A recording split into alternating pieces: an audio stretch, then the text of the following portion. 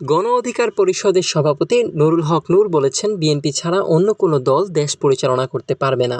বিস্তারিত দেখুন পটুয়াখালী থেকে মোহাম্মদ জসিমউদ্দিনের পাঠানো তথ্য ও ভিডিওতে। বিএনপি ব্যতীত অন্য কোনো রাজনৈতিক দল ক্ষমতায় এসে দেশ পরিচালনা করতে পারবে না বলে মন্তব্য করেছেন গণ অধিকার পরিষদের সভাপতি এবং ঢাকা বিশ্ববিদ্যালয়ের সাবেক ভিপি নুরুল হক নূর। শনিবার রাতে পটুয়াখালী গণাচিপা উপজেলায় বিএনপি কার্যালয়ে আয়োজিত এক সংবর্ধনা অনুষ্ঠানে তিনি এসব কথা বলেন। নূরের আগমনের উপলক্ষে উপজেলা বিএনপি নেতৃবৃন্দ তাকে ফুলেল শুভেচ্ছা জানান। বিএনপির সঙ্গে আসন সমঝোতার প্রেক্ষাপটে রাতে এ সংবর্ধনার আয়োজন করা হয়। সভায় সভাপতিত্ব করেন উপজেলা বিএনপির সাবেক সাধারণ সম্পাদক বীর মুক্তিযোদ্ধা সোহাব হোসেন মিয়া। অনুষ্ঠানে আরও উপস্থিত ছিলেন উপজেলা বিএনপির সাবেক সভাপতি আলহাজ গোলাম মুস্তফা, কেন্দ্রীয় ছাত্রদলের সাবেক সহসভাপতি ইখতিয়ার কবির, পটুয়াখালী জেলা যুব দলের ভারপ্রাপ্ত সাবেক সাধারণ সম্পাদক শিপলু খান সহ বিএনপি ও গণ অধিকার পরিষদের নেতৃবৃন্দ। নূর বলেন, সামাজিক যোগাযোগ মাধ্যমে নানা বিভ্রান্তিকর কথা বলা হচ্ছে।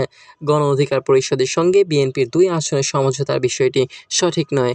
সময় হলে সবকিছু স্পষ্ট হবে। তিনি বলেন, তারেক রহমান কথা দিলে কথা রাখেন। দীর্ঘ আন্দোলন সংগ্রামের মাধ্যমে বিএনপি তৃণমূল থেকে শীর্ষ নেতাদের সঙ্গে তাদের আন্তরিক সম্পর্ক গড়ে উঠেছে। তিনি আরও বলেন, ভবিষ্যতে নির্বাচিত সরকারকে অস্থিতিশীল করতে বিভিন্ন অরাজনৈতিক প্ল্যাটফর্ম থেকে ষড়যন্ত্র হতে পারে। তিনি এই বিষয়ে সবাইকে সতর্ক থাকার আহ্বান জানান। সেখানে দলের শীর্ষ নেতা হওয়া সত্ত্বেও আমরা আলাপ আলোচনার মাধ্যমে বড় বড় দলগুলো বিভিন্ন জরিপ করে, বিভিন্ন আন্তর্জাতিক সংস্থা, দেশীয় সংস্থাকে দিয়ে কাজী বাংলাদেশ জাতীয়তাবাদী দল মনে করেছে এইখানে চার মার্কা নির্বাচন করলেও আমরা জয়লাভ করব।